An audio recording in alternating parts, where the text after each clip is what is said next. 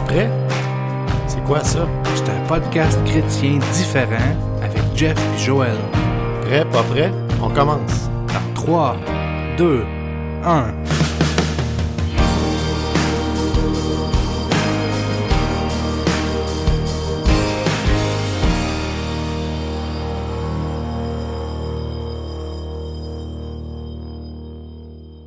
Salut tout le monde, bienvenue dans un nouvel épisode du podcast Es-tu prêt? Épisode du 15 décembre 2020. Noël approche. J'ai avec moi JF aujourd'hui, comme toujours, mais aujourd'hui, JF, on a quelque chose de différent. Yes. Bon, c'est notre premier podcast où il y a des gens qui sont présents avec nous lors de l'enregistrement. Ils sont là parce que ce soir, on a fait un baptême, puis on en a profité pour offrir à ce monde-là de rester avec nous autres. Je dis à ce monde-là parce qu'on va pas les nommer non plus pour pas les mettre sur le spotlight. Donc, je sais pas si ça va créer un précédent, s'il y a d'autres mondes qui vont avoir envie de venir s'asseoir avec nous autres des fois. Mais dans tous les cas, ça se peut que vous entendiez des bruits de fond additionnels aujourd'hui parce qu'on a de la visite. On a de la visite en studio. JF, tes cadeaux de Noël sont-ils faits? Pas mal, ils sont commandés. On les a pas reçus encore, ils sont commandés. Ouais, cette année, c'est plus difficile que d'habitude de se présenter dans un magasin. Hein? Ouais, c'est ça. On se tourne vers la méthode en ligne. Je te dis, Noël approche. Qui dit Noël dit Père Noël. J'ai l'impression des fois qu'on traite les personnages de la Bible un peu sur le même pied d'égalité qu'on traite le Père Noël, tu sais. D'ailleurs, Noël devrait avoir une signification religieuse. C'est la naissance du Christ. Mais on en a fait une fête commerciale pas possible. J'ai rien contre les gâteaux de Noël en passant, là, mais quand même, je pense que des fois, on a perdu la signification du Christ dans Noël. Puis c'est un peu la même chose, tu sais, pour tout le reste de la Bible. On a fait de la Bible une religion qui sert souvent à ramasser du cash, ramasser de l'argent. Des money-making business, des machines à imprimer de l'argent en disant aux gens de donner, avec des choses comme l'évangile de la prospérité, puis des affaires comme ça. Puis on dirait qu'à force d'entendre toutes les histoires de la Bible, on en est venu à les regarder un peu comme des fables. C'est-à-dire que, ben oui, c'est l'histoire de David, il a pris sa fronde, puis il a lancé une pierre, puis Goliath est tombé, puis on regarde ça un peu comme une métaphore. Puis on oublie que c'était une histoire qui est arrivée pour vrai. Les gens prennent pas ça au sérieux. Que c'est un vrai petit gars. C'est un vrai petit gars qui a vraiment pris une roche puis qui s'est avancé là.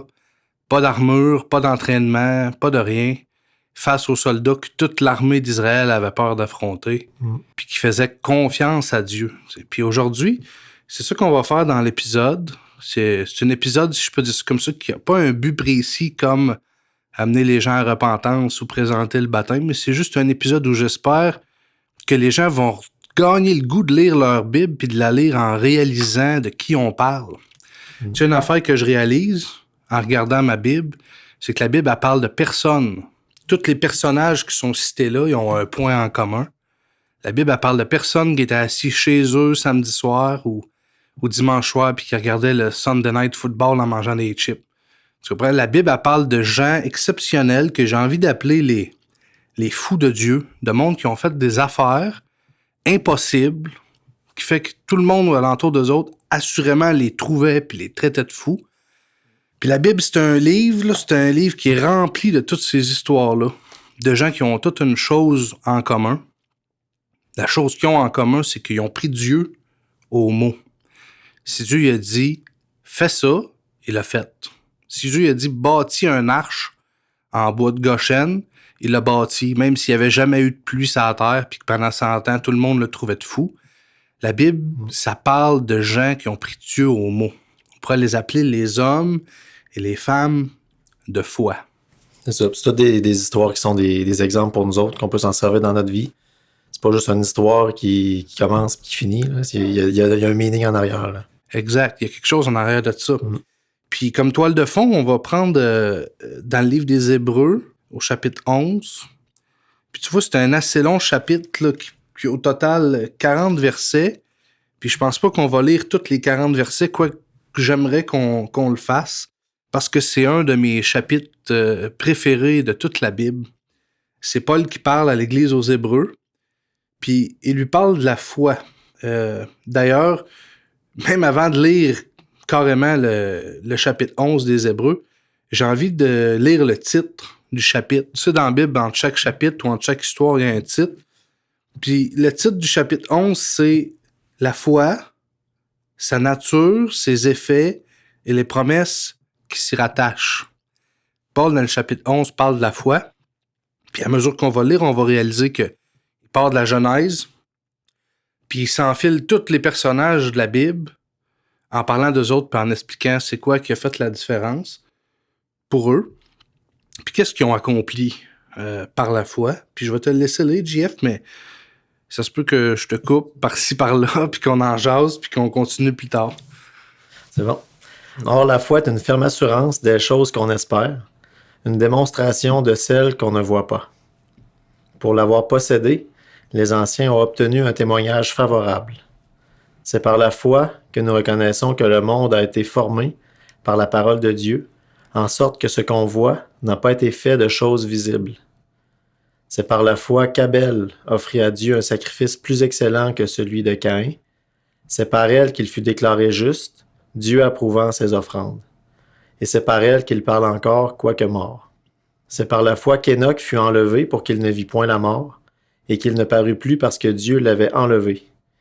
Car, avant son enlèvement, il avait reçu le témoignage qu'il était agréable à Dieu. Ouais, tu réalises qu'on parle là d'un homme qui avait tellement foi en Dieu qu'il n'a jamais vu la mort. Il a juste marché jusqu'au ciel. Il est parti prendre une marche, puis il a monté jusqu'au ciel. Par la foi. JF, y avait-tu quelque chose de plus que toi, Enoch? La même foi. On a la même foi. On a la même foi. Ouais. En tout cas, on devrait l'avoir. Tu vois, la Bible, c'est pas une histoire à propos de gens extraordinairement brillants ou doués. C'est même l'inverse, souvent. C'est souvent des gens illettrés ou qui avaient rien de spécial, là, sans attrait, mais avec la même foi que celle que je suis supposé posséder comme chrétien. Et donc, lui, il a marché jusqu'au ciel. On continue. Or, sans la foi, il est impossible de lui être agréable. Car il faut que celui qui s'approche de Dieu croit que Dieu existe et qu'il est le rémunérateur de ceux qui le cherchent. C'est par la foi que Noé, divinement averti des choses qu'on ne voyait pas encore, et saisi d'une crainte respectueuse, construisit une arche pour sauver sa famille. C'est par elle qu'il condamna le monde et devint héritier de la justice qui s'obtient par la foi. C'est par la foi qu'Abraham, lors de sa vocation, obéit et partit pour un lieu qu'il devait recevoir en héritage, et qu'il partit sans savoir où il allait. C'est par la foi qu'il vint s'établir dans la terre promise comme dans une terre étrangère, habitant sous des tentes, ainsi qu'Isaac et Jacob, les co-héritiers de la même promesse. Car il attendait la cité qui a de solides fondements, celle dont Dieu est l'architecte et le constructeur. C'est par la foi que Sarah elle-même, malgré son âge avancé, fut rendue capable d'avoir une postérité. C'est par la foi que Sarah elle-même, malgré son âge avancé, fut rendue capable d'avoir une postérité, parce qu'elle crut à la fidélité de celui qui avait fait la promesse.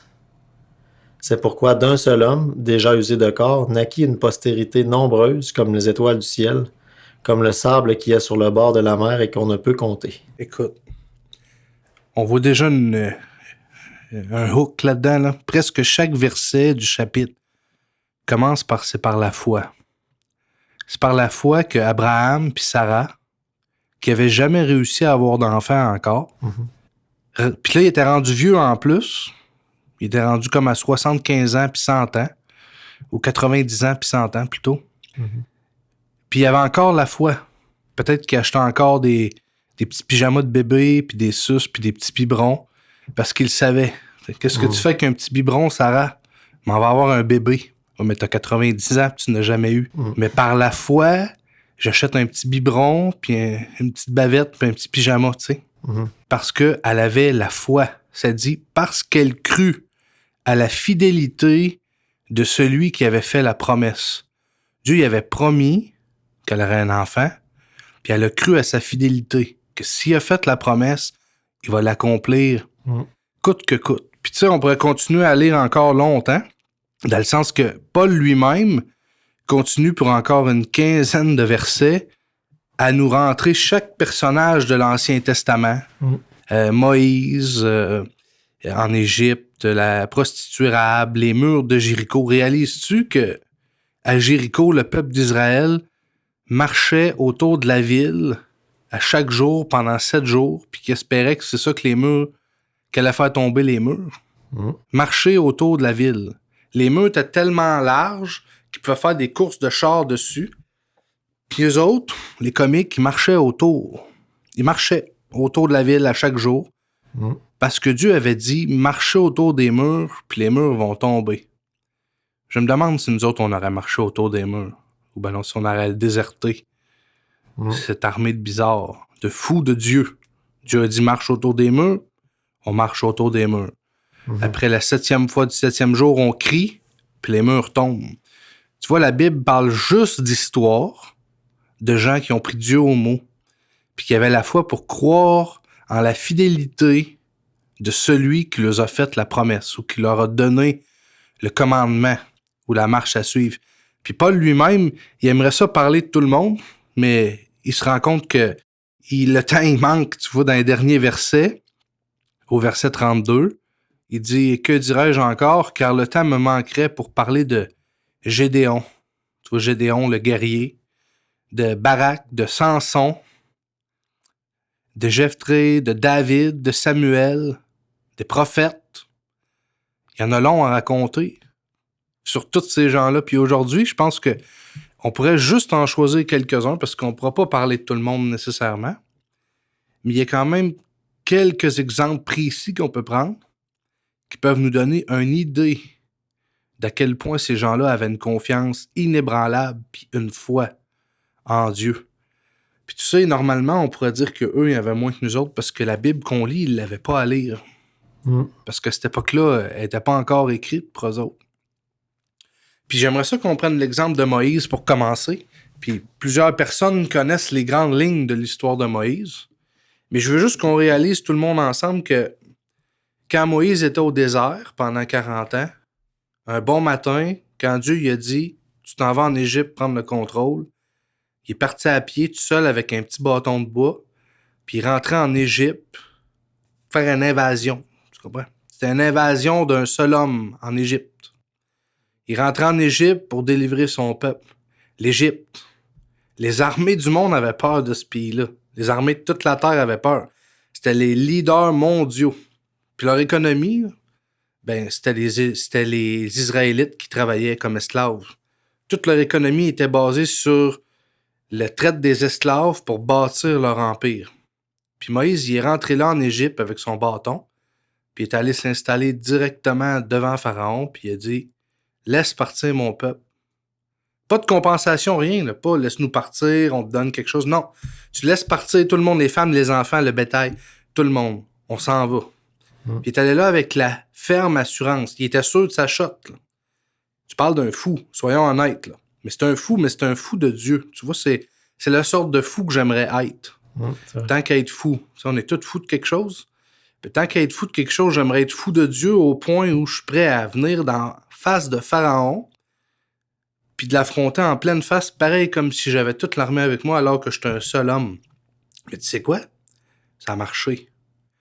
Tu sais, il y a beaucoup de contestations concernant la mer Rouge parce que le monde se dit que ça se peut pas, mais c'est pas juste une fable. Là.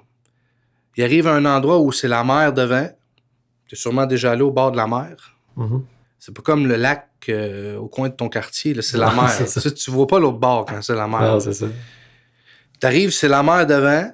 Il y a des montagnes chaque bord, puis il y a une armée. Là, ils sont choqués. Ils viennent de réaliser qu'ils se sont fait avoir. Ils sont choqués. Ils veulent te ramener au pays. Puis là, il met son bâton dans l'eau, comme ça, puis la mer se sépare. Elle se rouvre.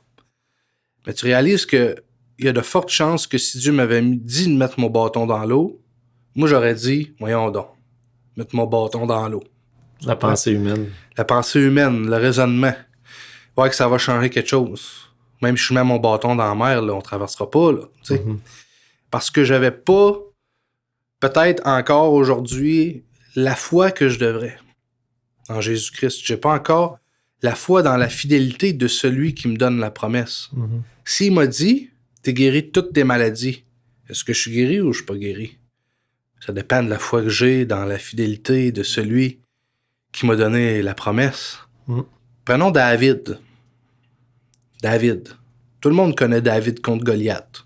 Les chrétiens le connaissent, les pas chrétiens le connaissent. Tout le monde connaît cette fable de David contre Goliath. Mais tu vois, c'est pas une fable. C'est arrivé pour vrai.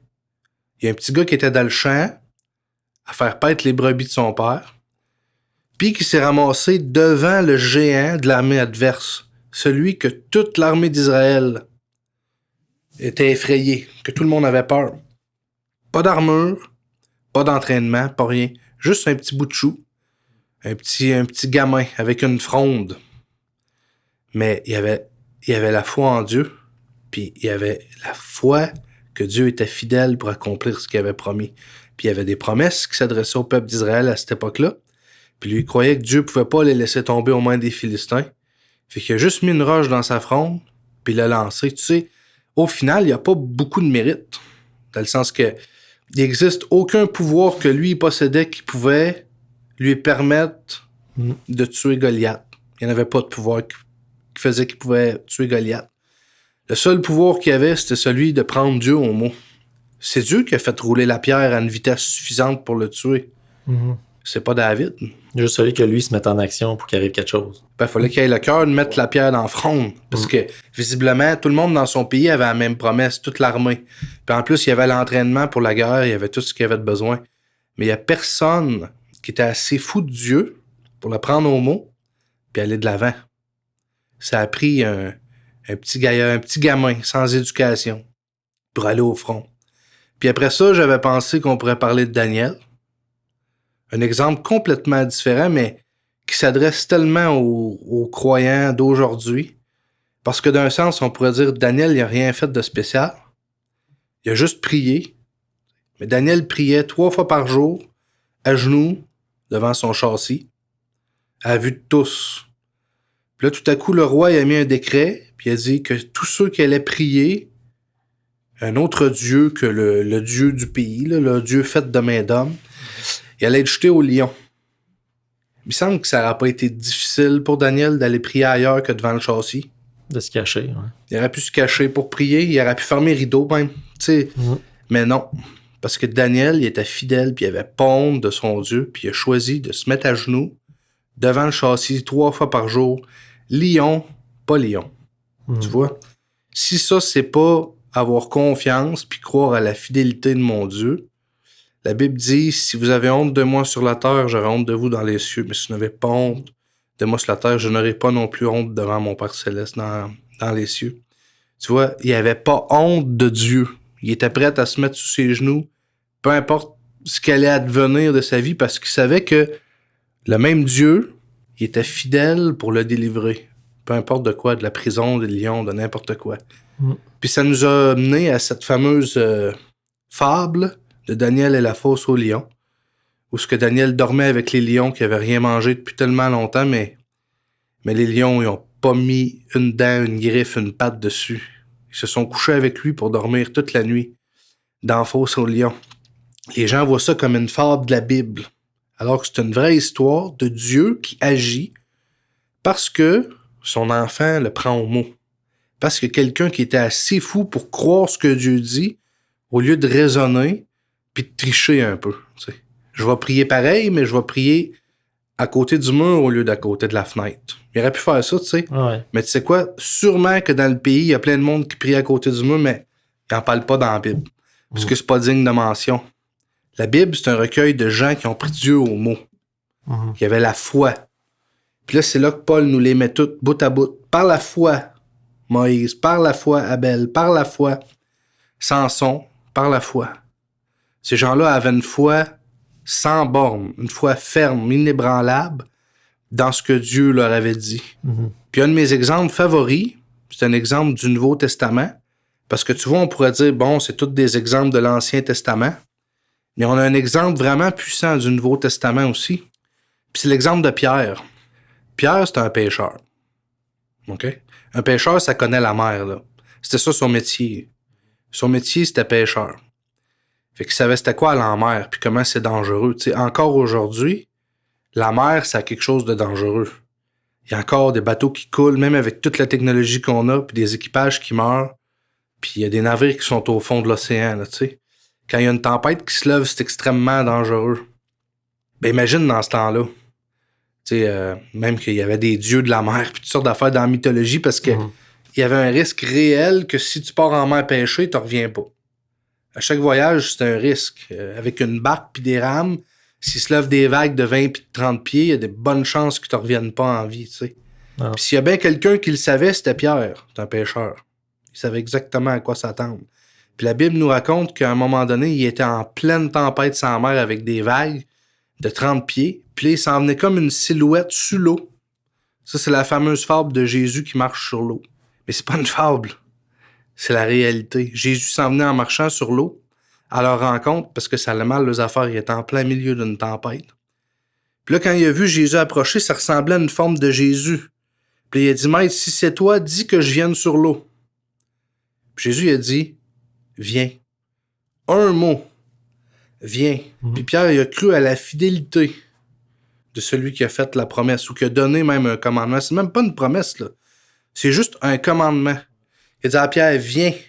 Puis là, imagine un marin, un vieux pêcheur d'expérience, qui est sur un bateau avec des vagues de 30 pieds, puis qui choisit d'enjamber par-dessus bord puis de se jeter à l'eau, là. Quand tu tombes à l'eau, tu coules, là. Tu marches pas dessus.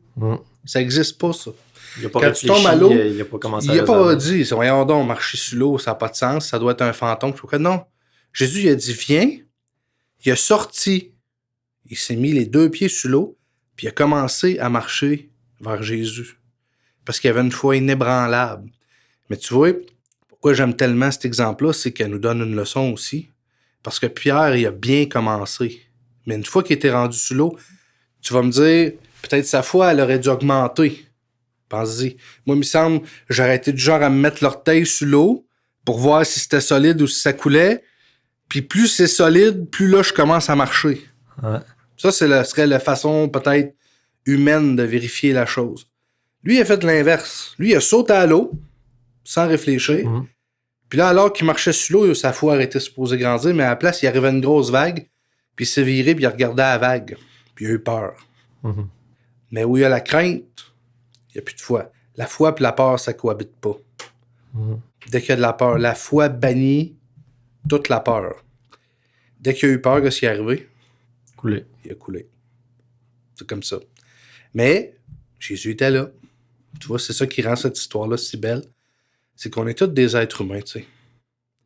Puis, tous les témoignages qui nous sont rendus dans la Bible, de tous ces grands personnages-là, qui ont été des fous de Dieu puis qui l'ont pris au mot, ils contiennent tous, si on va les lire en détail, des chaos. Tu comprends? Mais quand on raconte leur histoire, quand Paul en parle, ce qu'on retient de l'histoire, c'est qu'il y avait la foi puis ils ont cru. Mais oui, en route, Abraham, il s'est trompé un peu à gauche, il s'est trompé un peu à droite. Mais oui, Pierre, en cours de chemin sur l'eau, il a coulé. Puis il a fallu que Dieu y tende sa main puis qu'il le ressorte de l'eau, pas qu'il coule jusqu'au fond. Mais quand on se rappelle de l'histoire, on se rappelle de la foi, puis de l'audace, puis du courage, puis de la confiance de Pierre. Plus que ce qu'on se rappelle du fait qu'il a regardé une vague puis qu'il a coulé. Au final, on est tous des êtres humains, puis on est sujet à des moments de faiblesse ou des erreurs, tu sais. Mais Dieu, il regarde aux intentions du cœur, puis si notre cœur est juste, même si on se trompe, ou même si on tombe, on regarde la vague au lieu de regarder Jésus, puis on commence à couler, il est fidèle pour nous prendre par la main, puis nous ressortir. Il a ressorti Pierre de l'eau, il l'a ramené jusqu'au bateau, puis après ça, il a ramené le bateau jusqu'au rivage, tu vois. Puis tout était safe, tout était beau rendu au rivage. Il n'y avait plus de tempête, il n'y avait plus rien. Le verset 11 d'Hébreux nous dit « Car sans la foi, il est impossible de lui être agréable. » C'est au verset 6. D'être agréable à Dieu.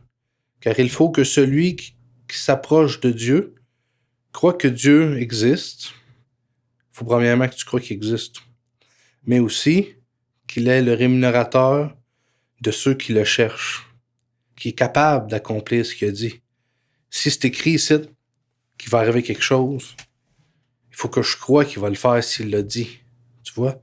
Chaque promesse de la Bible C'est ma paye. C'est ma rémunération. Mais il faut que je croie que je vais les obtenir. Parce que c'est sûr que si je crois pas, ça n'arrivera pas. Ça va pas. Jésus a dit, si tu dis à cette montagne, ôte-toi de là et jette-toi dans la mer, et que tu crois que ce que tu as dit va arriver, tu vas le voir s'accomplir. C'est sûr que si tu dis, montagne, jette-toi dans la mer, tu vas te coucher, tu reviens le lendemain, tu dis, comme je pensais, la montagne est encore là. C'est sûr qu'il arrive rien. Elle peut pas se tasser, tu y croyais pas. Pour commencer, c'était un peu une moquerie, le fait de dire de se tasser, puis de jeter dans la mer.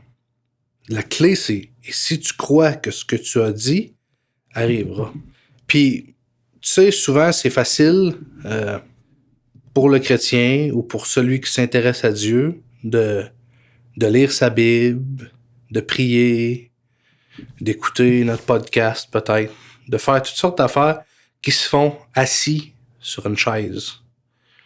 Mais ma prière puis mon désir pour tous ceux qui nous écoutent, c'est plutôt que, au lieu qu'ils soient juste assis sur une chaise, qui est à lire toutes ces histoires-là, une foi puis une confiance en Dieu qui se bâtit au point où il a le goût de se lever de sa chaise puis de commencer lui aussi à se mettre en action pour accomplir exactement les mêmes choses qui ont été accomplies.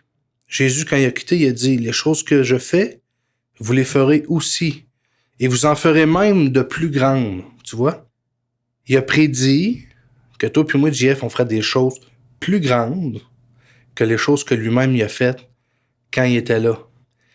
Mais il peut pas les faire à notre place, tu comprends? Il s'attendait, avec tous les exemples qu'il nous a laissés dans la Bible, de la Genèse jusqu'à l'Apocalypse, qu'à lire tous ces exemples-là, notre foi s'affirmerait au point où on réaliserait que nous autres ici, on est comme Pierre. On est bon rien. On n'a pas de diplôme de théologie puis toutes sortes d'affaires. On n'est peut-être pas les meilleurs chrétiens. Pierre, c'était un pécheur illettré. Il savait même pas signer son nom. Le mérite qui lui revient, c'est celui d'avoir cru à Dieu. D'avoir jeté aux poubelles son raisonnement et ses idées personnelles. D'avoir dit, si Dieu l'a dit, je le fais. C'est juste ça le mérite. Mais aujourd'hui, on a beaucoup de gens qui lisent la Bible, mais ils la lisent, mais ils enlèvent toute la puissance dedans. Parce qu'ils lisent ça comme une fable. Ils lisent des histoires. Ça fait des belles histoires à raconter aux enfants. On peut imprimer des papiers, faire des coloriages. Au même principe qu'on peut imprimer des beaux papiers du traîneau du Père Noël avec les reines, faire un beau coloriage. C'est un peu la même chose avec les histoires de la Bible. On réalise pas que c'est des exemples qui ont été laissés par Dieu pour qu'on sache comment agir face à lui, comment se comporter dans toute situation. Puis la foi, c'est comme le mortier que tu mets entre chaque brique pour que le mur tienne. Tu sais, si tu mets pile de briques ensemble puis que tu mets pas de mortier, si tu donnes une poussée dessus, ça tombe à terre. Mais si tu mets du mortier entre chaque brique, il n'y a rien de plus solide que ça. Il n'existe aucune autre structure que tu peux bâtir qui est plus solide qu'un mur de briques avec du ciment entre chaque brique. Puis la foi, elle joue le même rôle dans la vie du chrétien. Puis on peut lire cette Bible-là le matin, le midi, le soir, puis la virer de toutes les bords puis essayer de comprendre. Mais si on n'a pas confiance que l'auteur de la Bible, qui est Dieu, c'est Dieu qui a écrit cette Bible-là. Oui, il a utilisé le crayon de différentes personnes en s'en allant, mais c'est Dieu qui leur a dit quoi écrire. Si on n'a pas confiance que l'auteur de cette Bible-là, il est fidèle, comme Sarah. C'est un de mes versets favoris, je sais pas si on peut le retrouver, puis tu pourrais lire JF, on pourrait finir là-dessus. Le verset 11. Exact.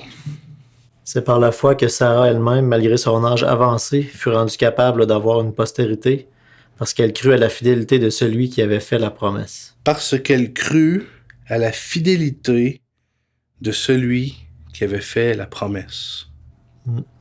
Ma prière pour chaque personne qui écoute notre podcast, c'est qu'il puisse réaliser, prendre conscience que celui qui a écrit chaque promesse qui sont dans la Bible est fidèle et juste pour les accomplir. Puis que chaque personne puisse accrocher sa foi-là d'une manière à devenir eux autres aussi un fou de Christ. Fou de Dieu. Exact. Puis à devenir une personne qui va accomplir des choses jugées, pas juste folles, mais aussi jugées impossibles par le monde extérieur, qui utilisent leur raisonnement humain pour juger de ces choses-là. Alors que nous, en ayant une foi ferme en Jésus-Christ, on peut abandonner notre raisonnement puis avancer par la foi. C'est vrai. On peut peut-être faire un mot de prière pour terminer. On a parlé de personnages de la Bible comme ça. On en a choisi quelques-uns au hasard. Il y en a tellement d'autres. Tu sais, Gédéon, c'est un personnage que je crois que nos auditeurs devraient prendre le temps d'aller lire, qui a une histoire vraiment, vraiment exceptionnelle, qui peut nous donner encore une autre vision de ce que Dieu peut accomplir avec un homme tout à fait normal, si seulement il croit en Dieu. C'est un sujet qu'on a traité quand même rapidement aujourd'hui. Peut-être qu'on y reviendra sur la foi un peu plus tard, mais de manière plus concrète, comme on a l'habitude de le faire, tu sais. Ouais. Peut-être de regarder c'est quoi les exigences, comment ça marche, tout ça. Je pense qu'on pourrait bientôt continuer là-dessus. Mais aujourd'hui, mon objectif, c'était plutôt non pas d'expliquer comment la foi marche ou quoi que ce soit, mais juste de faire réaliser aux gens que ce qui est écrit là, c'est encore possible aujourd'hui et même des choses plus grandes. Il suffit d'arrêter de raisonner puis de prendre l'auteur du livre au mot, que chaque promesse peut se réaliser. Puis on va prier que cette pensée-là devienne une révélation dans le cœur de nos auditeurs, qu'ils puissent méditer là-dessus, puis que ce soit pas juste « Ah, c'était bon l'épisode de Noël, puis il a comparé David avec le Père Noël ». Non, c'est pas ça. C'est quelque chose de plus profond que ça. Quelque chose qu'on peut prendre le temps de méditer. Je suis sûr qu'il y a plusieurs personnes qui nous écoutent qui vont tomber en congé dans les prochains jours. Puis le congé des fêtes avec la surconsommation, les cadeaux, tout ça. Ben, prenez, s'il vous plaît, prenez un temps pour penser aussi à la naissance de Jésus-Christ qui choisit de venir sur la terre, vivre une vie d'exemple. Tous ces exemples-là sont là dans la Bible. On en a parlé aujourd'hui, mais il y a un exemple qui surpasse tous les autres exemples qu'on n'a même pas touchés aujourd'hui. Puis c'est l'exemple de Jésus-Christ lui-même qui vient vivre une vie d'exemple pour nous autres, pour nous montrer comment on peut vivre comme chrétien, nous montrer comment on peut vaincre, comment on peut accomplir des grandes choses. Puis prenez le temps de penser à tout ça ce Noël pour que Noël, ce soit pas juste une fête commerciale, mais que le Christ soit présent dans votre Noël. On prie, Jeff? Oui. Vas-y. Seigneur Jésus, on te remercie, Seigneur, pour cet épisode, Seigneur, sur la foi, Seigneur. On te demande, Seigneur, ma prière, Seigneur, c'est que nos auditeurs, tout comme nous, Seigneur, qu'on puisse avoir une meilleure façon, Seigneur, de lire ta parole, Seigneur, qu'on puisse réaliser ce qu'on lit, Seigneur, que c'est pas des formes, mais c'est vraiment arrivé, Seigneur. Et que toutes ces histoires-là soient des exemples pour nous et qu'on puisse l'appliquer dans nos vies quotidiennement, chaque jour, pour qu'on puisse vaincre, Seigneur, par la foi, Seigneur, comme c'est écrit dans la parole, Seigneur. On te prie de le faire, Seigneur, pour nous et aussi pour nos auditeurs, Seigneur, qui nous écoutent. On te remet toutes nos vies entre tes mains, Seigneur, au nom du Seigneur Jésus-Christ. Amen. Amen. Bonne semaine, tout le monde. Que Dieu vous bénisse. Bonne semaine. T'as une question, un commentaire, ou tu voudrais nous contacter? Tu peux nous écrire au contact@commercial-es-tu-prêt.info. Ça va nous faire plaisir de te répondre. À bientôt.